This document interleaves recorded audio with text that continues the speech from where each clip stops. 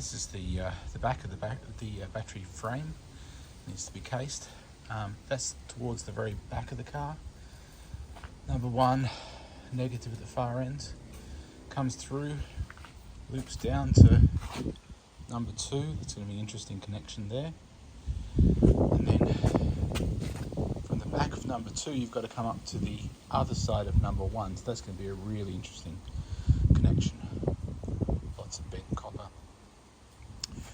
From there, 3 positive goes to negative number 4, and number 4 goes to number 5, which also I think is a interesting loop back to back there.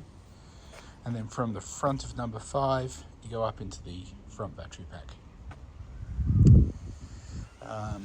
These markings on module number 3, this is where the tunnel actually gets fairly close to the batteries themselves. So you can't have a lot of gap between here and the case and here and the case. You can have a loop over the top. You've got a bit of room to run things over the top, but right here the case has to be very close to the module. So that's fitting into the transmission tunnel. It obviously shaped like a transmission, so of course it gets narrower and narrower as it gets across.